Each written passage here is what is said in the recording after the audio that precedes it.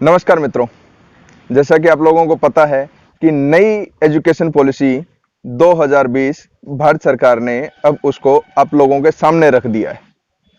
New education policy 2020 का मकसद है कि इस देश के भविष्य को उज्जवल बनाना, जैसा हमें इस देश के निर्माण में सहायक होगा। अगर मैं कहूं एजुकेशन पॉलिसी में, आजाद भारत की एजुकेशन पॉलिसी अगर सबसे पहले चेंज हुई थी तो 1968 में हुई थी, इंदिरा गांधी की सरकार में। उसके बाद अगर एजुकेशन पॉलिसी में मेजर चेंज लाया गया, वो लाया गया राजीव गांधी की सरकार में सन 1986 में। हालांकि 1992 में भी थोड़ा बहुत चेंज आया, लेकिन वो बहुत बड़ा नहीं था, इसलिए उसको ज्यादा गिना नहीं जाता है। सन 1986 में ही शिक्षा मंत्रालय को बदल के मानव संसाधन मंत्रालय कर दिया गया था। इस चीज के ऊपर संसद में भी विवाद उठा था कि आखिर मानव को संसाधन क्यों कहा गया। अब इतने समय बाद फिर से एजुकेशन पॉलिसी में बदलाव हुआ। सबसे मेजर बदलाव में अगर हम बात करें तो वापसी से मानव संसाधन मंत्रालय का नाम बदल के कर दिया गया है शिक्षा मंत्रालय। 2015 में जब यह सरकार बनी, उसके एक साल बाद इसरो के पूर्व वैज्ञानिक कस्तूरी रंगन की अध्यक्षता में कमेटी बनाई गई, जिसका काम था नई एजुकेशन पॉलिसी का ड्राफ्ट तैयार करना। उन्होंने अपनी न्यू एजुकेशन पॉलिसी का ड्राफ्ट सरकार को दिया। सरकार ने इस देश की 2 लाख से ज्यादा पंचायतों से सुझाव मांगे और उन पे अमल करते हुए कुछ नेसेसरी चेंजेस के साथ आज अब आपके सामने इस पॉलिसी को रख दिया है। नमस्कार मित्रों, मेरा नाम है पंकज और आप देखना शुरू कर चुके हैं चौकस इंडिया।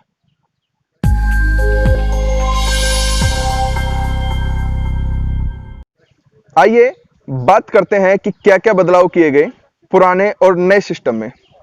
पुराना सिस्टम जो चलता था आपका 10+2 का चलता था।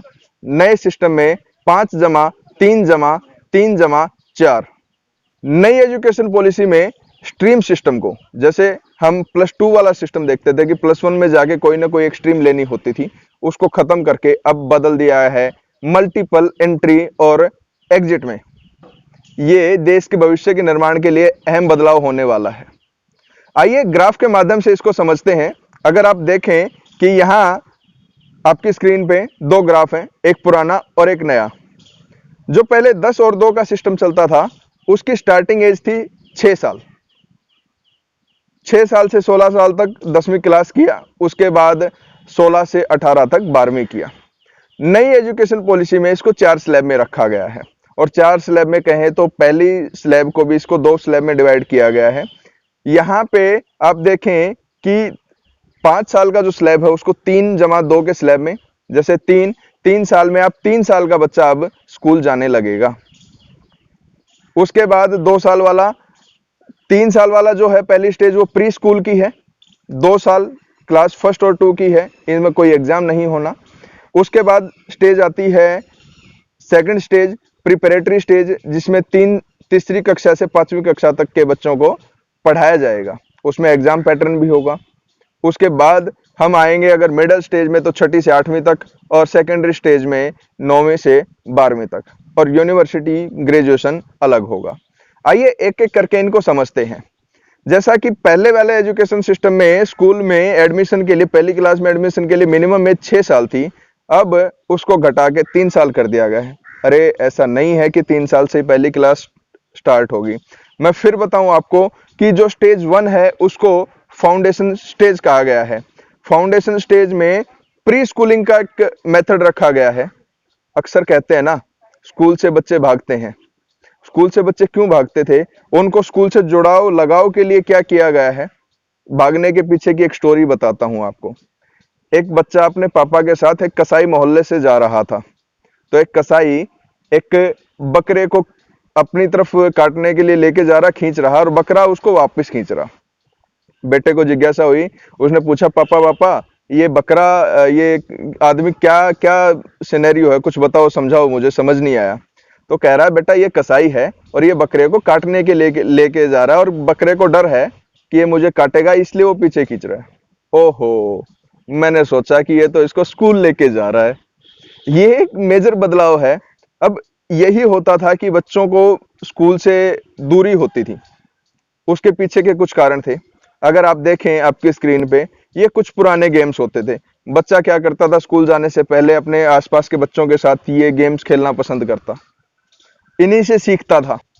अब अगर मैं बात करूं प्ले स्कूल्स या आंगनवाड़ी कॉन्सेप्ट की, तो अगर आप इस स्लाइड में देखें तो क्या बदलाव किया गया है कि अब वो जो पहले गेम वो अपने दोस्तों के साथ खेलता था, अपने घर पे खेलता था, मोहल्ले में खेलता था, अब उनको क्या खेलेगा, स्कूल में खेलेगा और सीखेगा भी। अब क्लास 1 और 2 में भी उनको सिर्फ एक्टिविटी बेस्ड ही सिखाया जाएगा, उनका कोई एग्जाम नहीं होगा। इससे बच्चों को स्कूल में आने में दिक्कत नहीं होने वाली है, स्कूल के प्रति उनका इंटरेस्ट बढ़ेगा। स्टेज 2 की अगर हम बात करते हैं, अब हम बात कर लेते हैं क्लास तीसरी से 5वीं तक की। इसको प्रिपरेटरी स्टेज बोला गया है। इसमें ये 3 साल का कोर्स है, कक्षा तीसरी से 5वीं तक है। इसमें जो स्टडी होगी वो एक्टिविटी बेस्ड होगी। अब जाके बच्चों के एग्जाम भी शुरू होंगे। अब बच्चा जो है वो सीखता है, जब अपने घर में सीखता है तो अपनी मदर लैंग्वेज में सीखता है, अपनी मातृभाषा में सीखता है, अपनी लोकल लैंग्वेज में सीखता है। अब इंग्लिश की बाध्यता को खत्म कर दिया गया है। यहाँ पे जो लैंग्वेज होगी वो स्थानीय होगी, स्थानीय भाषा तो पढ़ना होगा ही होगा। इंग्लिश को ऐसे एज ए सब्जेक्ट रखा जा सकता है। बात आती है मिडिल स्टेज की। मिडिल स्टेज में हम देखें तो कक्षा 6ठी से 8वीं तक को मिडिल स्टेज कहा गया है। यहाँ पे अगर मैं बहुत हाइप ना करूं इस बात को, तो बच्चों को कहें तो कंप्यूटर कोडिंग भी सिखाई जाएगी।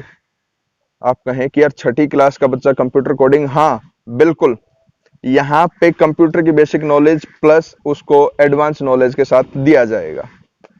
इसके साथ साथ उनको math, science, arts, Indian language 6ठी से 8वीं तक इंडियन लैंग्वेज पढ़ना आपको कंपलसरी होगा। इसके साथ साथ जो कंपलसरी किया जाएगा वो किया जाएगा वोकेशनल ट्रेनिंग को। जैसा आप आजकल पढ़ते हैं वोकेशनल इंस्टीट्यूट या ITI, तो उनको अब 6ठी क्लास से ही लागू कर दिया जाएगा। क्यों? क्योंकि हाथ का काम सीख लेगा। बच्चे की अगर किसी काम में अभिरुचि है, पहले अगर वो एक स्कूल में है, एक बड़े स्कूल में है, वहां उसकी कोई अभिरुचि होती तो उसको माँ बाप यही बोलते कि बेटा तू इसी स्कूल में पढ़, अलग से कुछ नहीं है, अभिरुचि का कुछ नहीं होना जाना, कुछ नहीं मिलेगा। लेकिन अब क्या है कि अगर बच्चे की मान लिया किसी चीज में रुचि है, कि जैसे उसको पेंटिंग करने का शौक है, उसको कुछ नया सीखना है, प्लम्बरिंग करने का है, उसको कारपेंटरी सीखने का है, तो उसको अब वो वोकेशनल ट्रेनिंग में इंक्लूड होगा और उसको ये काम सीखने के लिए जाना भी पड़ेगा प्रैक्टिकल, और उसको इस चीज के नंबर भी मिलेंगे। लड़कियां हैं, अगर उनको खाना बनाना सीखना है, सिलाई कढ़ाई सीखना है, कुछ मेकअप का सीखना है, कुछ अलग कुछ सीखना है, तो वो भी वोकेशनल ट्रेनिंग का ही हिस्सा होगा। और इसके लिए उनको अपना शौक पूरा करने के साथ साथ उनको मार्क्स भी मिलेंगे, या कहें तो 6ठी क्लास से वो इंटर्नशिप करना चालू कर सकते हैं। अगर किसी को जर्नलिज्म का शौक है, वो अपना जर्नलिज्म की वोकेशनल करना चाहता है, तो वो 6ठी क्लास से ही इंटर्नशिप कर पाएगा किसी न्यूज चैनल में, किसी न्यूज़पेपर के लिए। ये बच्चों के बौद्धिक विकास के लिए, समग्र विकास के लिए बहुत जरूरी कदम है। अब बात आती है सेकेंडरी स्टेज की। पहले वही धर्रा चलता था कि 10वीं और 12वीं का बोर्ड होता था, तो बच्चों में होता क्या था, रट्टाफिकेशन के लिए चलते थे। पेपर आया है, 9वीं क्लास से ही बहुत सारे प्राइवेट स्कूल यही करते थे। सरकारी स्कूलों में तो चलो बाध्यता हो जाती है, प्राइवेट स्कूल क्या करते थे, 9वीं क्लास में ही बच्चों को सिर्फ मार्क्स के लिए, ओनली मार्क्स ओरिएंटेड, उनको 9वीं क्लास में 10वीं का सिलेबस लगा दिया। हाँ 11वीं 12वीं में शायद वो बेसिक कर लेते थे, लेकिन हाँ कहीं ना कहीं जो हमारा सिस्टम था वो सिर्फ मार्क्स ओरिएंटेड था, बच्चों में नया कुछ नहीं सिखाता, सिर्फ रट्टा सिखाता था। इसीलिए आज हमारे देश की बेरोजगारी दर दुनिया के किसी भी देश से ज्यादा है, क्योंकि उनके कहने के नाम पे तो उनके पास डिग्रियां हैं, लेकिन उनके पास स्किल्स नहीं है, नॉलेज नहीं है। अब उसी चीज को बदला जाएगा।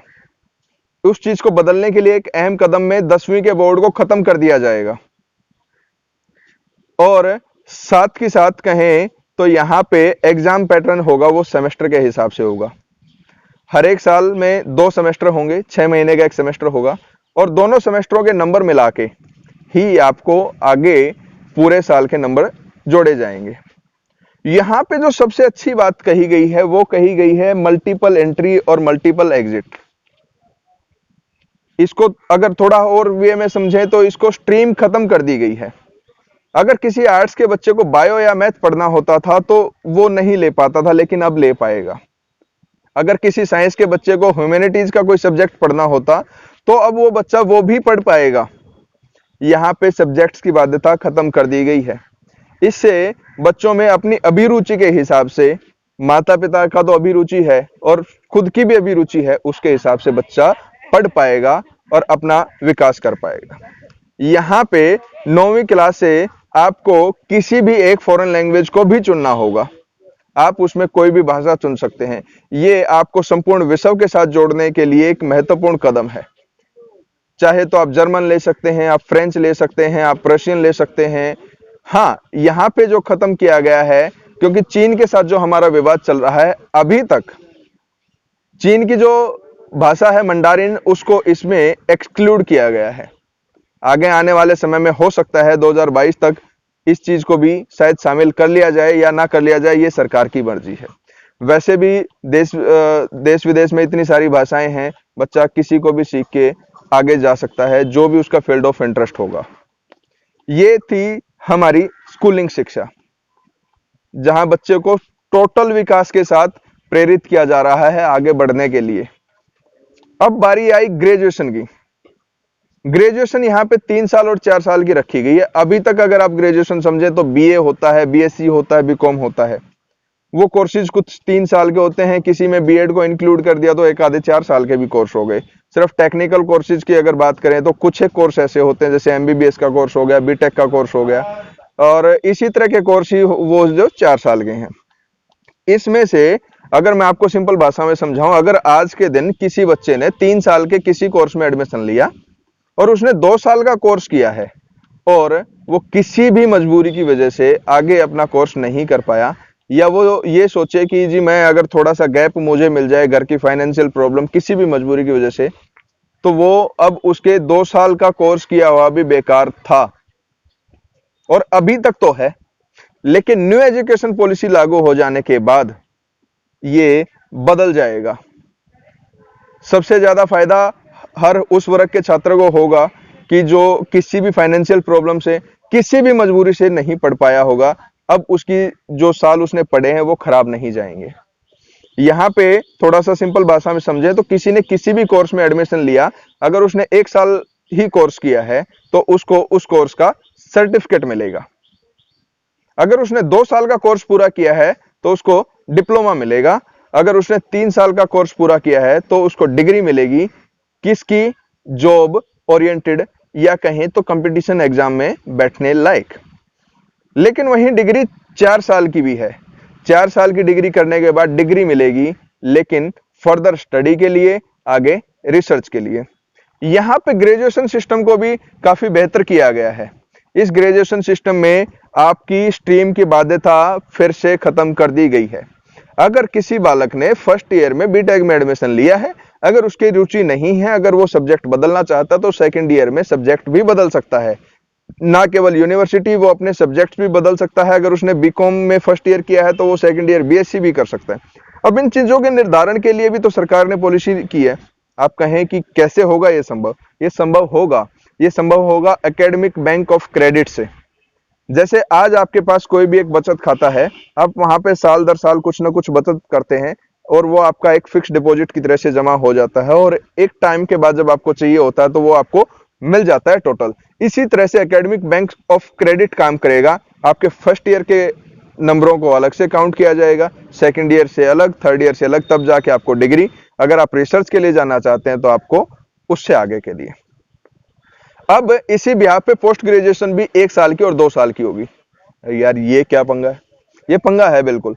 जिसने 3 साल की डिग्री की होगी उसके लिए पोस्ट ग्रेजुएशन होगी अब 2 साल की। अगर किसी ने 4 साल की डिग्री की है तो उसके लिए पोस्ट ग्रेजुएशन होगी 1 साल की। डॉक्टरेट करना अब आसान होगा। जैसे ह्यूमैनिटीज में अगर किसी ने मास्टरी की है तो पहले उन लोगों को एमफिल करना होता था, अब एमफिल की बाध्यता को खत्म कर दिया गया। एमफिल पूरी तरह से खत्म कर दिया गया, डिमोलिश कर दिया गया। अब पीएचडी सीधा पोस्ट ग्रेजुएशन के बाद 4 साल की होगी। अगर मैं अपने शब्दों में कहूं तो मुझे ये जो एजुकेशन पॉलिसी लगी, भारत के नवनिर्माण के लिए, जिस सोने की चिड़िया इस देश को कहा जाता था, उस आर्थिक महाशक्ति बनने की राह में और बौद्धिक महाशक्ति बनने की राह में ये एजुकेशन पॉलिसी बहुत काम आएगी। आपके जो भी सुझाव हैं, आपके जो भी सवाल हैं, हमें कमेंट बॉक्स में जरूर लिखें। मैं आपका हर एक सवाल का जवाब देने की कोशिश करूंगा। अगर आप ये वीडियो फेसबुक पर देख रहे हैं तो हमारे पेज को लाइक कीजिए। अगर आप यूट्यूब पर देख रहे हैं तो हमारे चैनल को सब्सक्राइब कीजिए। Thank you very much.